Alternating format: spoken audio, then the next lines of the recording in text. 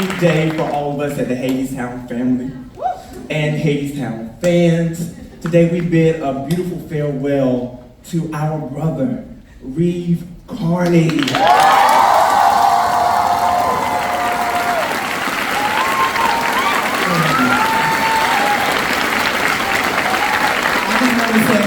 Reeve, thank you so much for the light you have given us, for putting your stamp on this role. We want to thank you for leading this company with such ease, such grace, and when I think of a word to describe you, you have been consistent since day one. And I would say consistent on stage, coming that you're a hard worker. You have shown us that you work hard, and when you do this show means so much to you.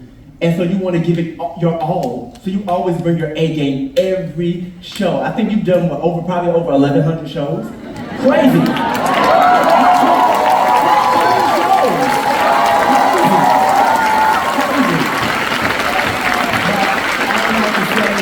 We thank you. It has been a pleasure and an honor to be in your presence and to be here tonight and to be on this stage with you. We love you. Thank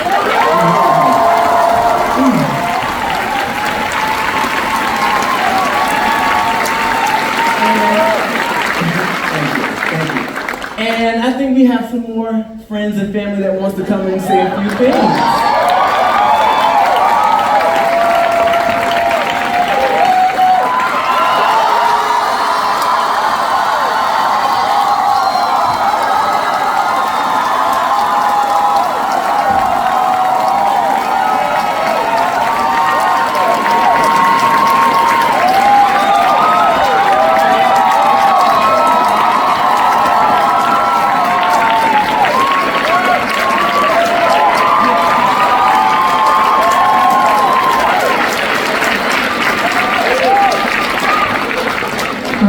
So I'll be the first to speak.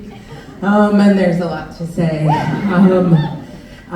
Not in the least that you come from a strange, ancient people that somehow don't age. And in fact, age in reverse and sing like angels and play the guitar like motherfuckers and more than anything have this unbelievable ability, as Malcolm was saying, one of our last other OGs, along with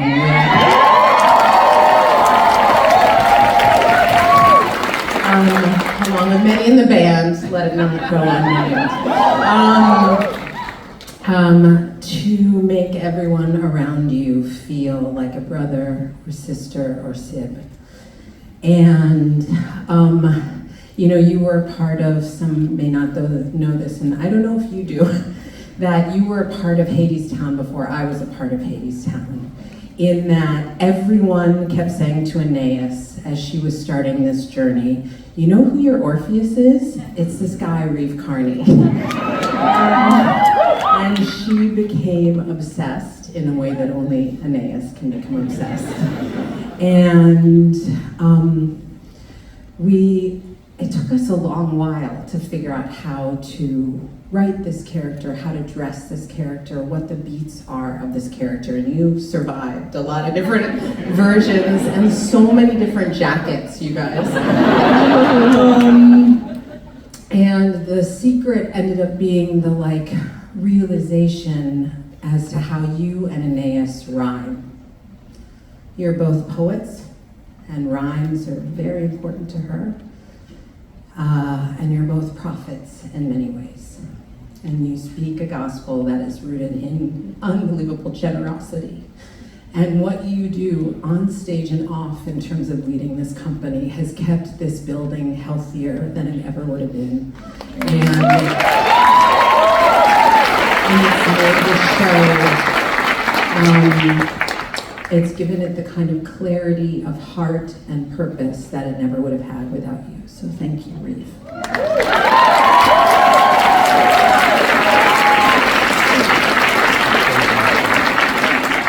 Hi, buddy.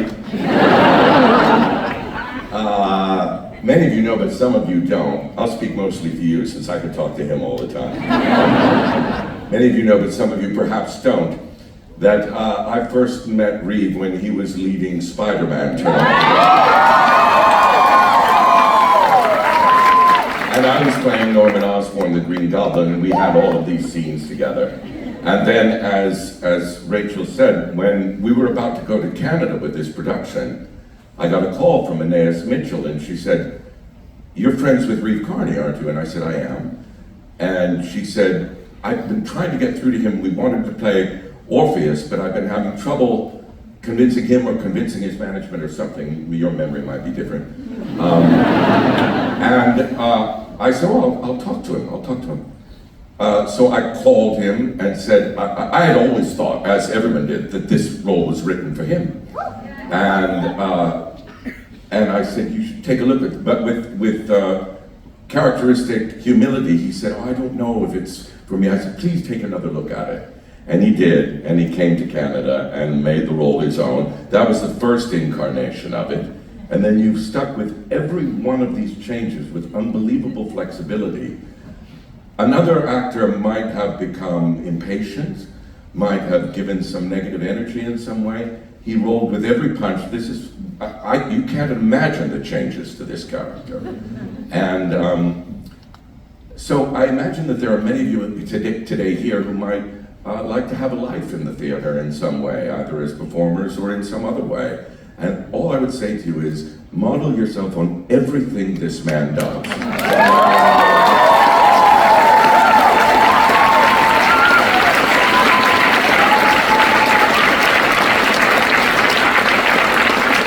When you hear me, he is the most talented musician, most beautiful human being,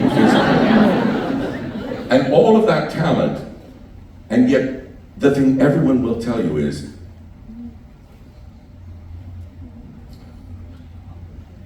that is the kindest, most loving person, most generous person, most thoughtful person they've ever met.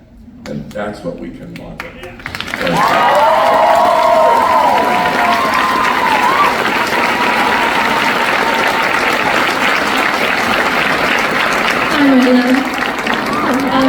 Congratulations.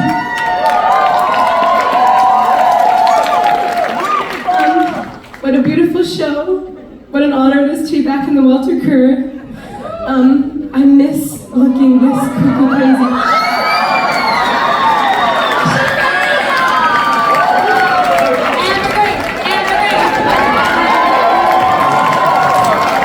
Okay, maybe you should go. I'm just like a crazy bitch with no lights. No stage ring. I was like, "It's Reeve's last show. Get out of my way."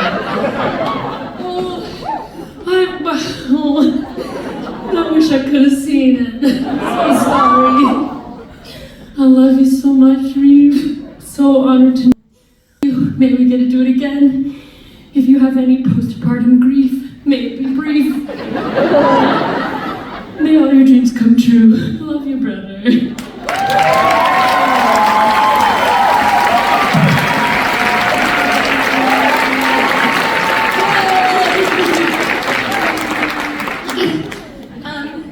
What she said.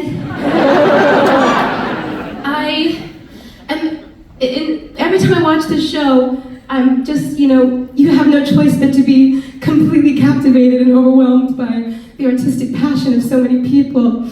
And one of the beautiful things that I've discovered about watching Reeve, let alone acting with him and receiving him, which is just otherworldly, truly, is how the second you come onto the stage, we're all so elevated in a way that I struggle to understand how that's possible.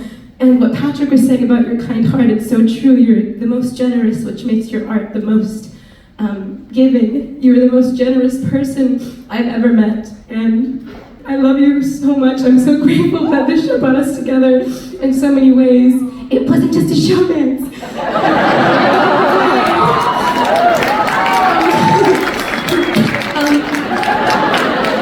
And how you've led this company and all the companies, and how you've led the bodies and the humans that work in this, on this block, it feels like wherever you go, community follows, and you lead that community with strength and with class and with dignity and honestly an impact that I don't really think you understand, which is so you.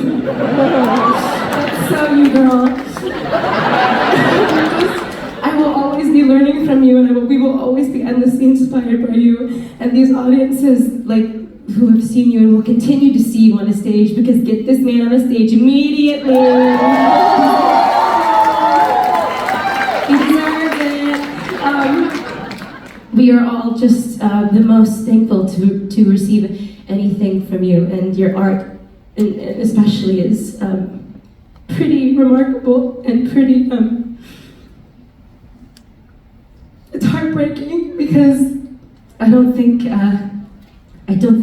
you quite truly know how much. But I'm gonna stop talking, everybody. I love you. Congratulations, and you did it, baby.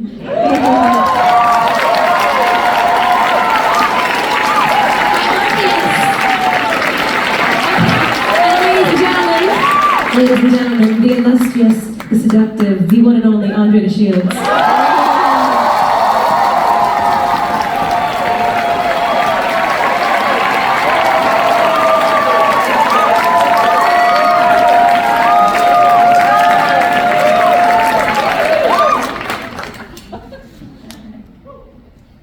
Reeve, do you have anything to say? Give him that microphone. Well, yeah, I'd just like to thank some people, really. I want to thank Ivano Bozada for being my partner in countless ways and throughout this entire process. Everybody up here, Amber, you, Andre, Patrick, Rachel, Aeneas, who's not here, Mara, Dale, Tom, Hunter. Sorry, I'll make it brief, but every single usher who works in this theater, everyone at our bartending staff, the entire house staff, security, our doorman, every musician on this stage, our stage management, electricians, carpenters, props, dressers, wardrobe, hair and makeup, everybody running automation. I'm hoping that lighting, sound, front of house. And I already thanked the musicians, and I want to thank this incredible cast. Everybody, present and past, up here. And for me, I think one of the most beautiful lessons that this show, or I shouldn't say lesson, one of the most beautiful messages that this show has to share with us all is the importance of community. And I before I even go there, I want to say thank you to all of you, to everybody in the audience who gives so much to us. And but I think that this show teaches us and reminds us of the importance of community and the responsibility that we have to one another as citizens and visitors and stewards of this place that we get to call home. And people often ask me why Orpheus turns around at the end of the show. Orpheus turns around so that we don't have to, and I hope you carry that with you. And I think that's all I have to say, aside from thank you for everything.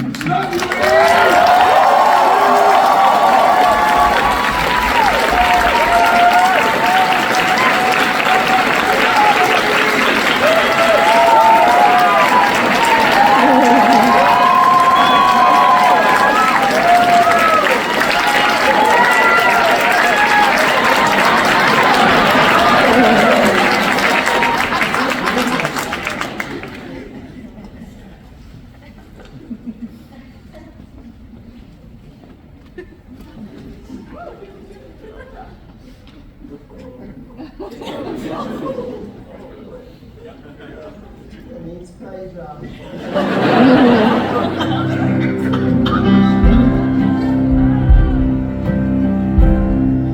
Reeve Carney,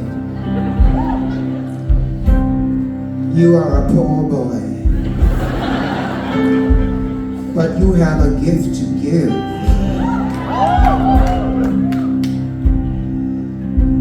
The gift is to show us how the world could be, in spite of the way that it is. For 6 years, you have shared that gift with us, and we love you for that. The lesson that we are all brothers, the insight that if no one takes too much, there is always enough.